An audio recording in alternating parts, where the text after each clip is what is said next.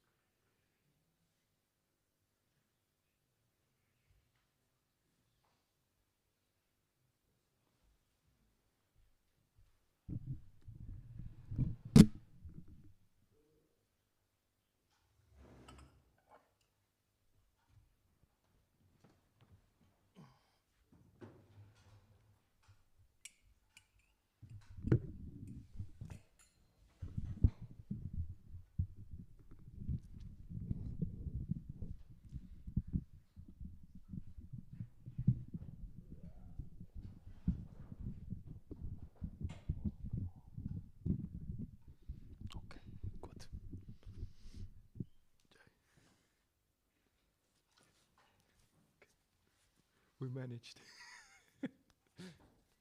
Jaya Radha Madhava Kunja Bihari.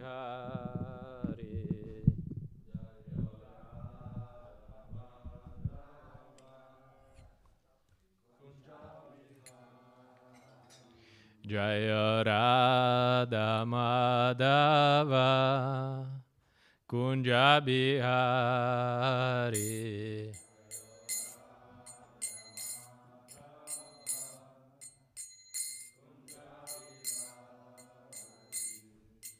Gopi Jana Vallabha Girivaradhari.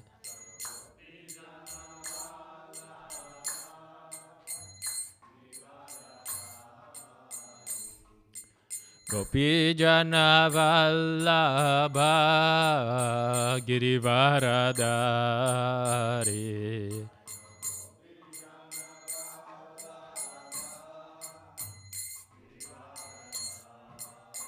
Yashodanandana Braja Janaranjanaya.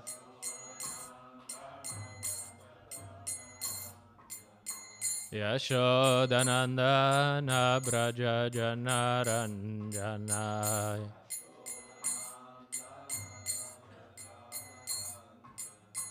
Yamunatira Vanacharya.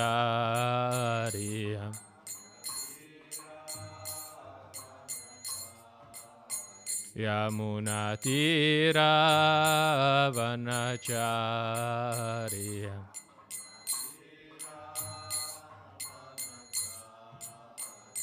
Jaya Radha Madhava Kunja Bihari.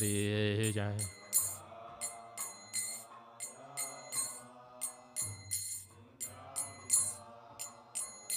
Jaya Radha Madhava Kunja Bihari.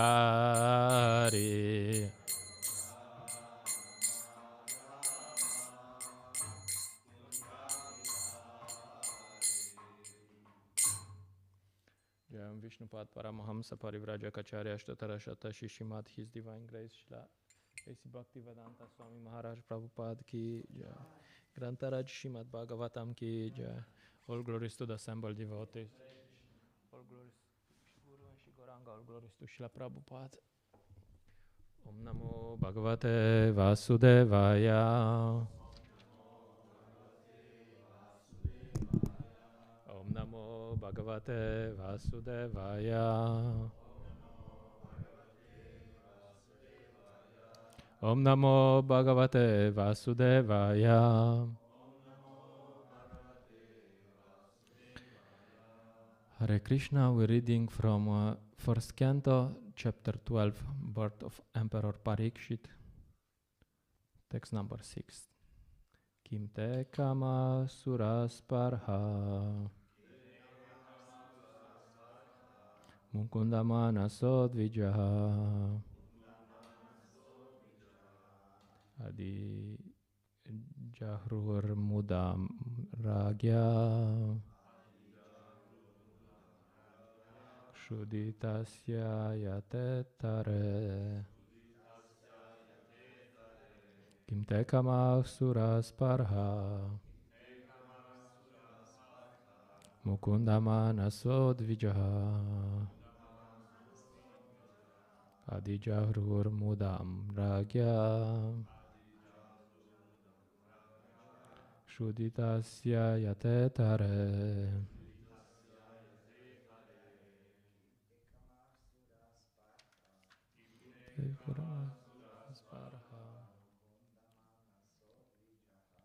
Mukunda Manaso Dvijaha Vijahrur Yajya Kshuditasya Yatetare Kim te kamasmarasarha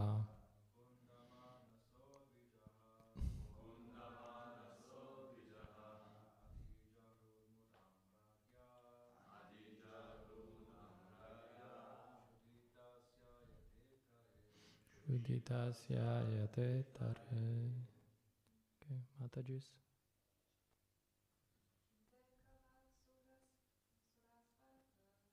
Te kama surasparha Surijaha Jahrur Mudham Ragya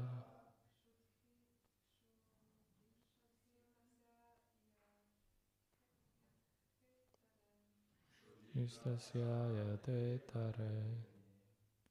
Kim, what for? Te, all those. Kama, objects of sense enjoyment. Sura, of the denizens of heaven. Sparha, aspirations. Mukunda Manasaha, of one who is already God conscious. Dvijaha, O Brahmanas. Adi Jahru, could satisfy. Mudam, pleasure.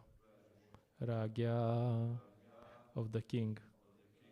Shuditasya, of the hungry. Yata, as it is. Itare, in other things. Translation and purport by His Divine Grace A.C. Bhaktivedanta Swami Srila Prabhupada ki. If I'm too fast, try to slow me down. Do your best. Okay. O Brahmanas, the opulence of the king was so enchanting that the denizens of heaven aspired for it. But because he was absorbed in the service of the Lord, nothing could satisfy him except the Lord's service. Purport. There are two things in the world which can satisfy living beings. One who is materially engrossed, he is satisfied only by sense gratification. But when one is liberated from the conditions of the material mode, he is satisfied only by rendering loving service for the satisfaction of the Lord. This means that the living being is constitutionally a servitor, and not one who is served, Being illusioned by the conditions of the external energy, one falsely thinks himself to be served. But actually, he is not served. He is servant of the senses like lust, desire, anger, avarice, pride, madness, and intolerance. When one is in his proper senses by attainment of spiritual knowledge, he realizes that he is not the master of the material world, but he is only a servant of the senses. At that time, he begs for the service of the Lord, and thus becomes happy without being illusioned by so-called material happiness. Maharaj Yudhishthira was one of the liberated souls, and therefore, for him there was no pleasure in a vast kingdom, good wife, obedient brothers, happy subjects, and prosperous world. These blessings automatically follow for a pure devotee, even though the devotee does not aspire for them. The example set herein is exactly suitable. It is said that one who is hungry is never satisfied by anything other than food. The whole material world is full of hungry living beings. The hunger is not for good food, shelter, or sense gratification. The hunger is for the spiritual atmosphere. Due to ignorance only, they think that the world is dissatisfied because there is not sufficient food, shelter, defense, and objects of sense gratification. This is called illusion. When the living being is hungry for spiritual satisfaction, he is misrepresented by material hunger. But the foolish leaders cannot see that even the people who are most sumptuously materially satisfied are still hungry. And what is their hunger and poverty? This hunger is actually for spiritual food, spiritual shelter, spiritual defense, and spiritual sense gratification. This can be obtained in the association of the Supreme Spirit, Lord Shri Krishna. And therefore, one who has them cannot be attracted by the so-called food, shelter, defense, and sense gratification of the material world, even if they are relished by the denizens of the heavenly planets. Therefore, in the Bhagavad Gita 8.16, it is said by the Lord that even in the topmost planet of the universe, namely the Brahma Loka, where the duration of life is multiplied by millions of years by earth calculation, one cannot satisfy his hunger. Such hunger can be satisfied only when the living being is situated in immortality, which is attained in the spiritual sky, far, far above the Brahmaloka, in the association of Lord Mukunda, the Lord, who awards his devotees the transcendental pleasure of liberation. Namo Vishnu Padaya Krishna Preshtaya Bhutale Shimate Praladaranda Swami Dinamine. Namo Vishnu Padaya Krishna Preshtaya Bhutale Shimate Bhakti Vedanta Swami Dinamine. Namaste Sarasvate Deve Gauravani Pracharine Nivishesha Shunyavadi Pashtya Shatarine. Jai Shri Krishna Chaitanya Prabhu Nityananda Shri Advaita Gadadara Shiva Sadi Gaura Bhakta Vrinda. Hare Krishna Krishna Krishna Hare Hare Hare Rama Rama Rama Hare Hare. Very simple idea. We heard it many times before, but it's good to read it again, to hear it again. The Himalayas were about to give birth. Big noise, big turmoil. And what did they give birth to? A mouse. So this is material world. There's so much advertising. This, that, this is gonna be good, it's gonna be good. And then when you're there and you're like, okay, and now the happiness is like, really? Is that it? So everything in the material world is like that. There's so much advertising, so much noise about many things. And the result is nothing, absolutely nothing. You know, you go to this concerts. There's this artists who are speaking. There, every second word is Ljubezen and Srca and you know, all these nice words. It's all about love. And how's their life? I don't know. I didn't investigate. I will investigate. But I assume they are not vegetarian, you know. So people in this material world, it's all about love, and it's all love and love and love. especially in Slovenia. So it's all love. And what's this love? You know, then he's so loving, and then he's what he has in his plate, a dead corpse of an animal he loves, of course. So it's just a joke. That's the material world. You go to the Christmas markets. I've been to a lot of Christmas markets. This marathon, and you hear, "Last Christmas I gave you my heart."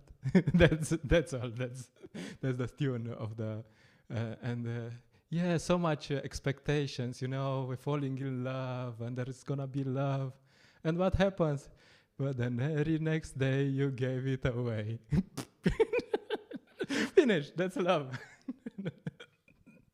How much did it last? 1 day. Finish. That's material world. Very good marketing. Nothing factual, nothing substantial, no substance. You ask, everyone is there, and there's supposedly Christmas spirit and higher values. Really? Where? The only higher values you see is that people get a lot of wine. If you go anywhere like within 100 meters from a Christmas market, you already feel like you're a bit getting high, getting drunk. The smell of wine is everywhere. It's like okay. Anyway, what to do? And so and you ask. I have this boring mantra because people are boring, so they don't change it. I just tell people that they look positive and what's their secret, and you hear their secret, the real story. There is Christmas time and everyone is having fun and so on. But some people, are a bit sincere. What's your secret? Well, I'm in depression. I'm on pills. My partner just left me. Yeah, perfect, amazing. So that's material world. Very boring, very boring. This romance in the material world. When we were young, you're looking there, you see this beautiful woman. Or man, in the case of, and you're like, and some friend tells you, even of this woman, there's someone who is bored of, There's everyone is looking, wow, and there's someone, she goes into the room, it's like, you again. Because it's boring, it's like everything material is so boring. So Maharaj Yudhishthira has this realization. He understands that, okay, that's what the whole purport is talking about.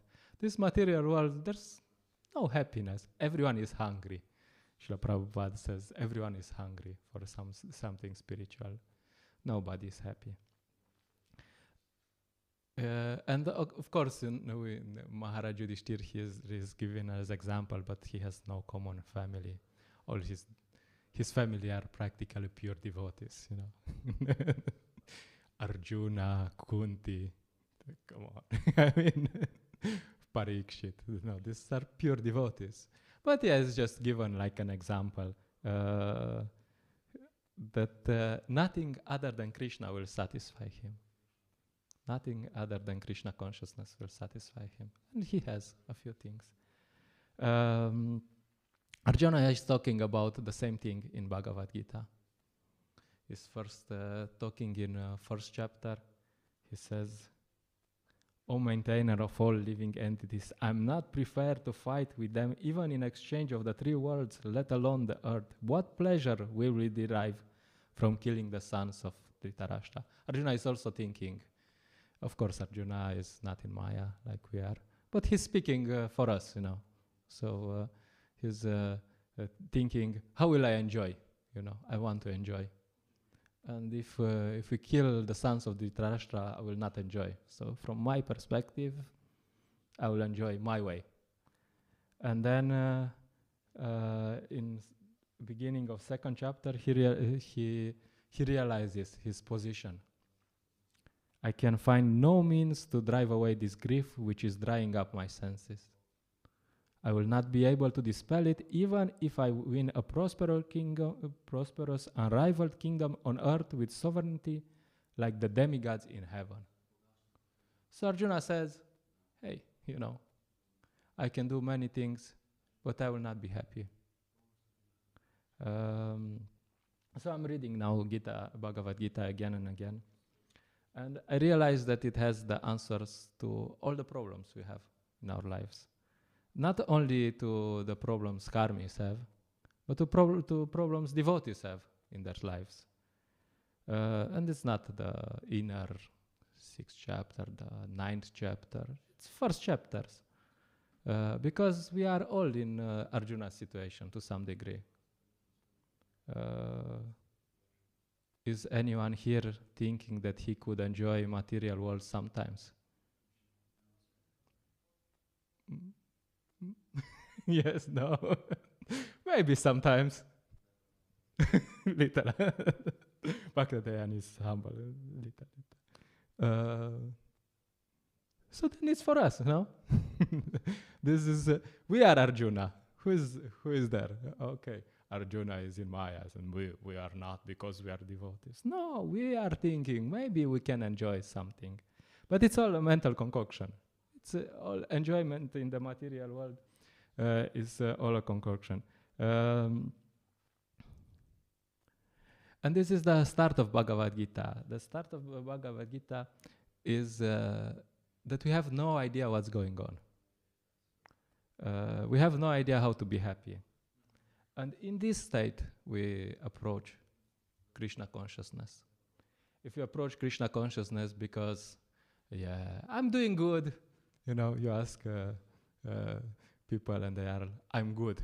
That's what they say when they don't want a bouquet. That's a culture way in the UK, in the English-speaking languages to say, I'm good. Like, okay, I'm good. So if you think you are good, you should read again until you come to the beginning of the second chapter when Arjuna realizes, I'm not good. I'm not approaching Krishna consciousness because I'm good. I'm happy, Anyway, we all think like that in the beginning. We think, okay, I'm in such a good situation, and I just need a little spark. No, we're in complete mess. Karpanya doshopahata svabhava prichami tvam dharma samudacheta yachreya nishchitam bruhitam me shishan steham saditam tvam prapanam. So Arjuna says, now I am confused about my duty and have lost all composure because of miserly weakness. In this condition, I am asking you to tell me for certain what is best for me. Now I am your disciple and the soul surrender unto you. Please instruct me. So this is the beginning of Bhagavad Gita. We approach Krishna consciousness in this state that, hey, I have no idea what's going on. All my qualifications, I studied this, I studied that, I studied psychology, I studied whatever, I did yoga, have no idea what's going on. You're not able to solve your problem. So you should understand that you are here in this position. I have no idea, of course. And there's a very interesting concept here. There's this Shreya, which is the same as Shreya. There's this concept of Shreya and Preyas. Shreya means long-term good. And Preyas means short-term. For now, now it's good. As I said before, even the karmis have this concept. Long-term game for short-term pain. I told you before, there's even this study they did. They took little children, 5 years old or something, and they put them in a room with a chocolate. And they said, okay, we'll be out 5 minutes. You can eat the chocolate, no problem. But if you don't eat it, when we'll come back, you'll get another chocolate. 5 minutes, 10 minutes, I don't know how much. But anyway, so they did this experiment. And some children, of course, they ate the chocolate. And some children did not eat the chocolate. And they made the study. They monitored these children throughout their whole life. And what they saw is that the children who were able to wait these 5-10 minutes, they were a lot better situated than the others. Because they could control the mind. They could think in the long term, hey, look, and now with this little austerity, they can do austerity, actually. And now I do this little austerity, but I guess there's so much more. Okay, no problem. So this is a simple concept. Of course, we put it in different way. And we know this, we heard it so many times. Did we? We have, now we're doing, a lot of devotees are doing Bhakti Shastri, which is good. But this should go in practice, Okay, I know the theory, but how do we act? So Krishna says, you have a right to perform your prescribed duty, but you are not entitled to the fruits of action. Never consider yourself the cause of the results of your activities, and never be attached to not doing your duty. Ooh. Are we always performing our duty? Yes, no. Sometimes. Sometimes we're performing our duty, and sometimes we're not. So this is for us, no? Third chapter, Krishna is very heavy with those who do not perform their duty. Very heavy, if you read a few verses. And at the conclusion, he says, Arjuna asks, hey, I know what's my duty, but somehow I don't do it. I know I should fight here. Of course I know, because I've been born in this culture. I know the philosophy very well. But I'm not going to fight. Why not? And Krishna says, yeah, Arjuna, of course, because the demigods are sabotaging you, because, it's not fair. It's, you're a good person. What does Krishna say?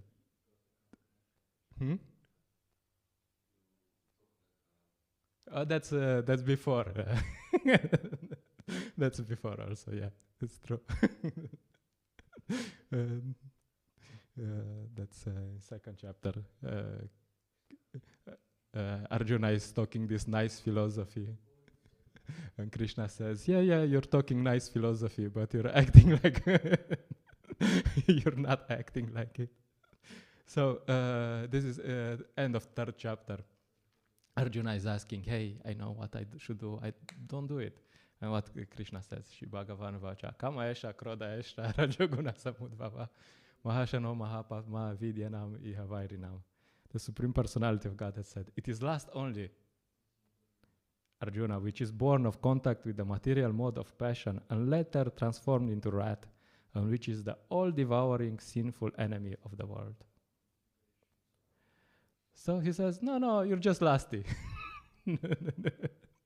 There's some lust there. And then he speaks where he's lust.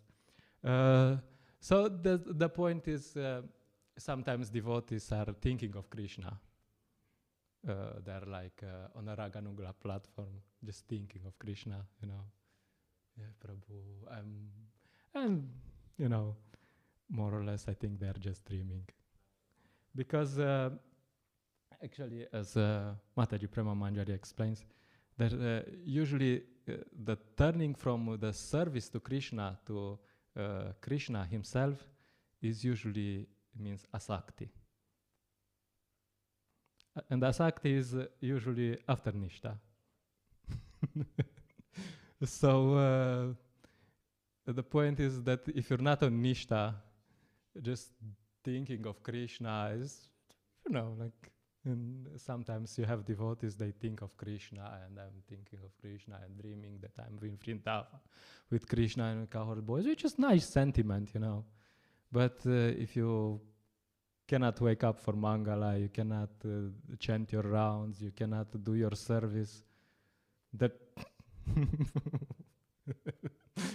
come on, you're just dreaming. So the point is, we should get to Nishta first. What is this Nishta? Srila Prabhupada, when he read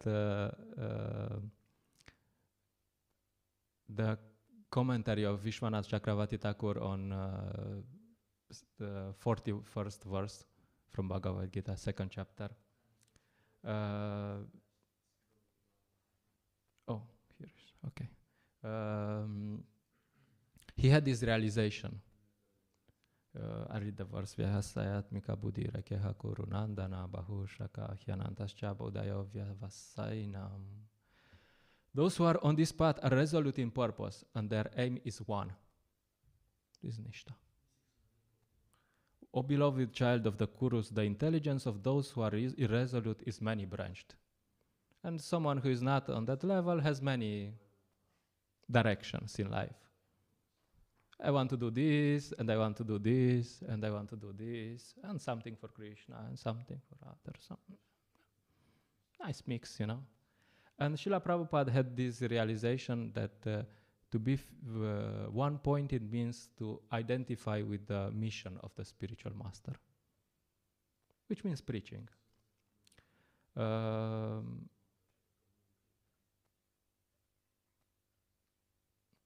So now we're after the marathon, and during the marathon it's somehow easier to absorb yourself in the mission to some degree. And what should we do after the marathon? Well, we should do the same thing. This is the class I give after the marathon, and this doesn't make me very popular. But yeah, after the marathon, what you should do? You should be 24/7 absorbed in the mission of Srila Prabhupada. How to spread Krishna consciousness. That's all. That's of course, you have to recover a bit sometimes. You have to sleep a bit. If you need to sleep a bit, you need to recover. But that's the same focus. 24/7 spreading Krishna consciousness. And that's very good, because that will force us to give up some things. These things that are not very helpful anyway, They are called anarthas. It's very simple. As we were talking in the marathon, you have the mission, and everything else that you do that's not in line with the mission is called anartha, impurity. Very simple. Very simple. Shri Panchatattva ki jai, Shri Gaura Nitai ki jai. Very simple logic. We don't like to hear this logic, but it's like that, Okay, what are you doing here? Is it connected to your mission? No, then you're wasting your time. Okay, simple. Bam. Why are we not fully absorbed? There's 3 verses after this. Vyavasayatmika buddhir. Same thing. Krishna doesn't say different things. He says, Bogaishvarya prasaktanam taya pahrita chetasyam vyavasayatmika buddhir samadhavna vidyayate. Why are we not in samadhi? Because we want to enjoy material sense gratification. Simple. In the minds of those who are too attached to sense enjoyment and material opulence, and who are bewildered by such things, the resolute determination for devotional service to the Supreme Lord does not take place. If you're too attached to material desires, then you cannot be fixed in Krishna consciousness. Because there will be always something, okay, Krishna consciousness is nice, but that also. So this is where we want to be. So the solution after marathon is that we have another marathon. If you want to be happy in Krishna consciousness, then after marathon you have another marathon. I didn't have time to search. Anyway, I didn't remember. There's this.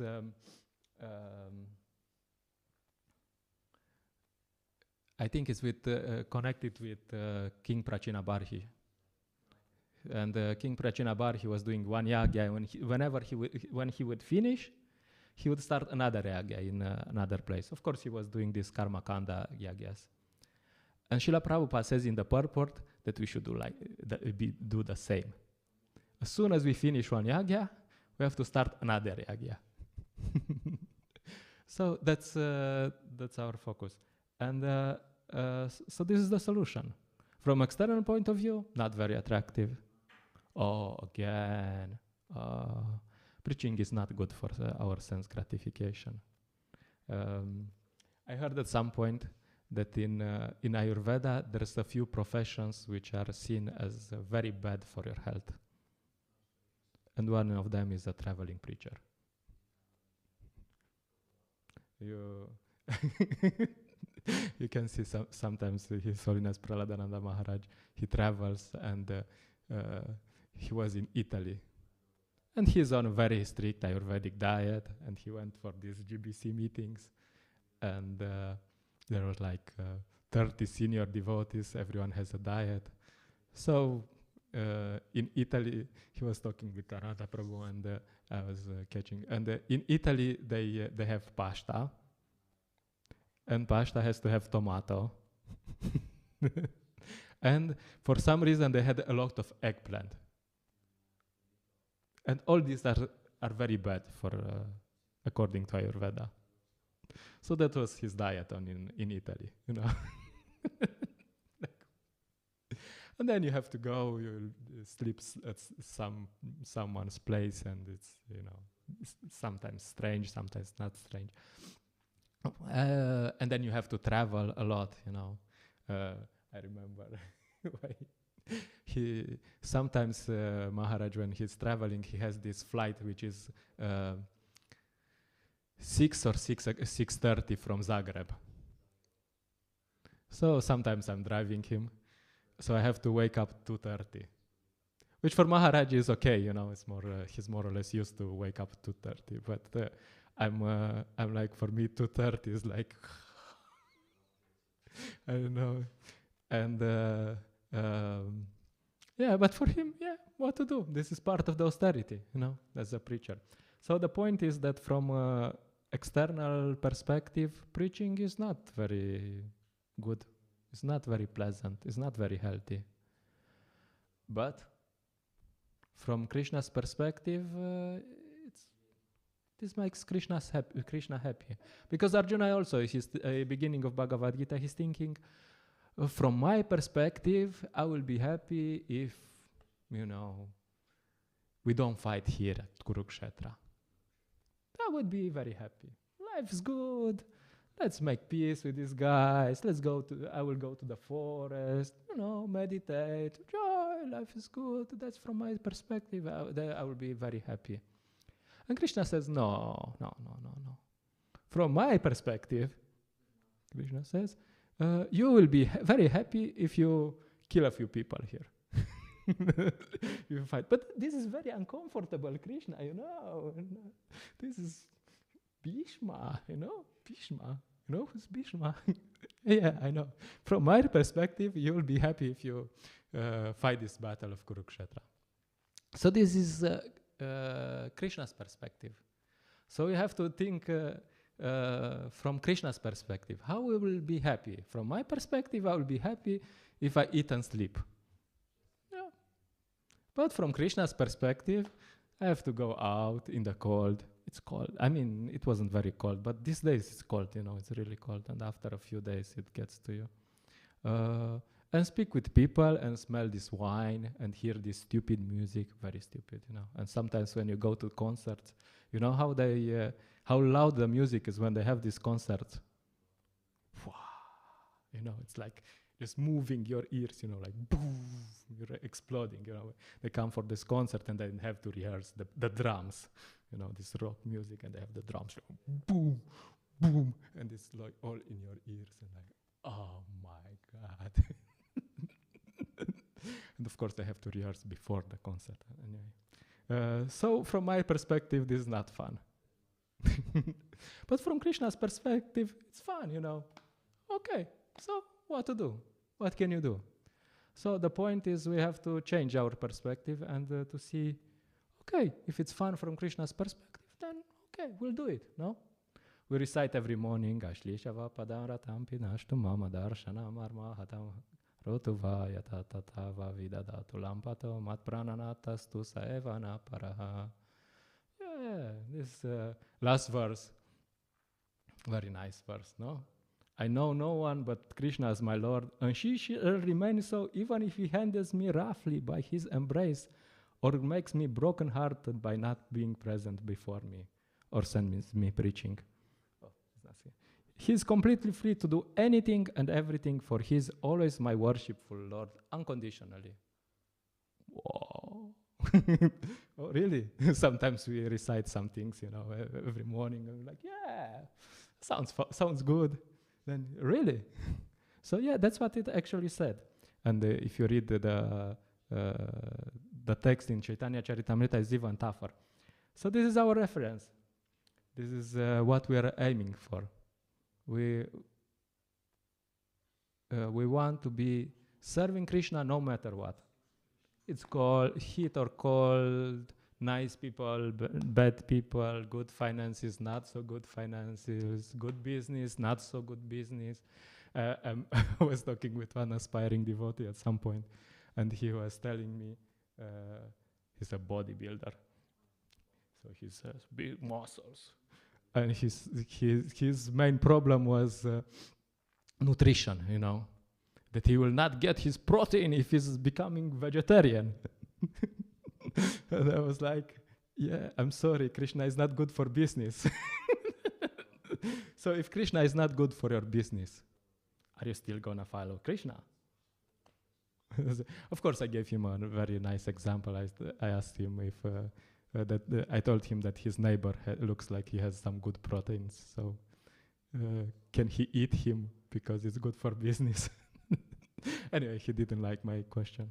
But this is the point, that we should think from Krishna's perspective, what will satisfy Krishna, and not so much what will satisfy me. And if we do that, then we will be really satisfied. We will find this satisfaction, this happiness that Maharaj Yudhishthir enjoys in Krishna consciousness. Of course, we cannot imitate. But we should at least understand this is where we want to be. And we want to follow Srila Prabhupada's program. Srila Prabhupada has a very nice program by which you can gradually get there. And preaching is a very important part of Srila Prabhupada's program. Many devotees call preaching part of sadhana. Senior devotees say, yeah, preaching is there, and preaching is part of sadhana. So, and you cannot get to the Madhyama Adhikari level if you're not preaching or supporting preaching with this consciousness. Okay, we'll stop here. Thank you for tolerating. If there are some questions, comments, objections.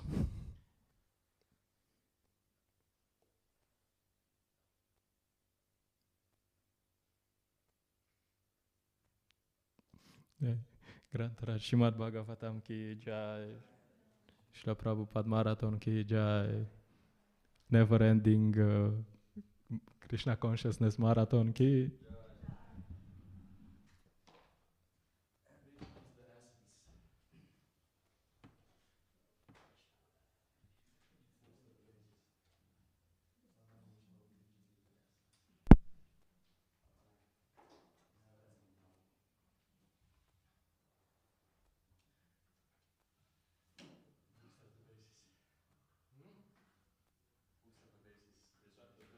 Essence, spirit is the cause, and what utility is the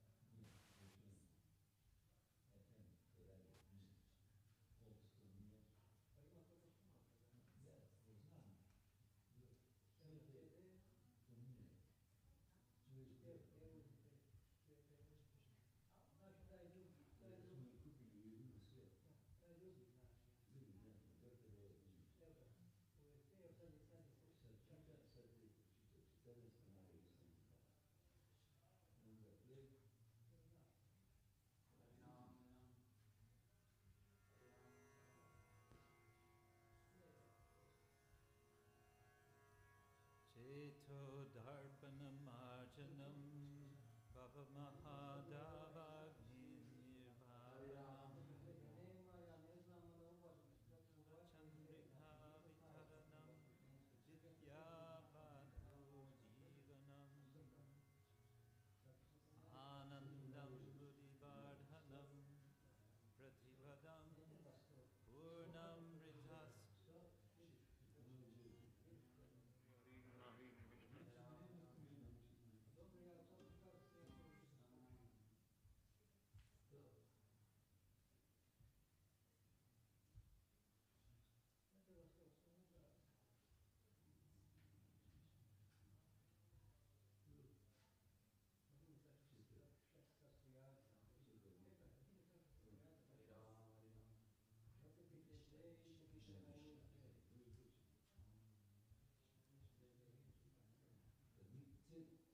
Tri puta sem ti kazal, to je njegovo ime, on kaže, dobar dan, ja sam CD 400.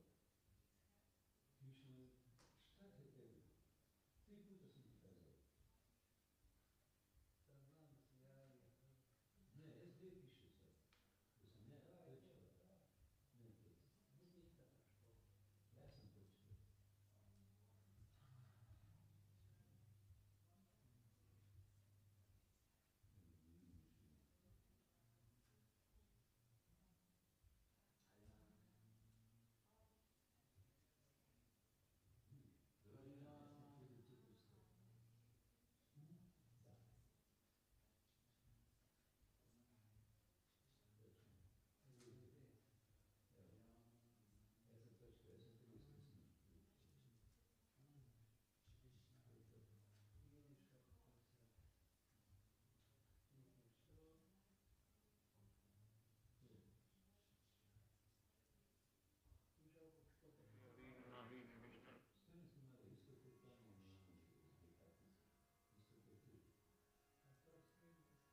Cheto Darpana Marjanam Bhava Mahadava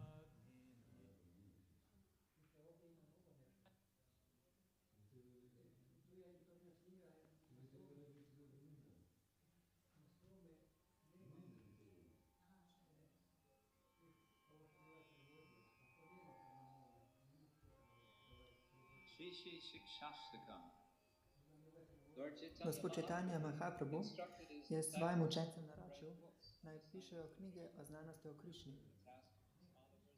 In to nalogo so njegovi privrženci izvrševali vse do dan današnjega dneva. Filozofije gospoda Chaitanje so v resnici najobsežnejši in najnatančnejši in najdoslednejši in vse to zaradi nasledstva učiteljev in učencev.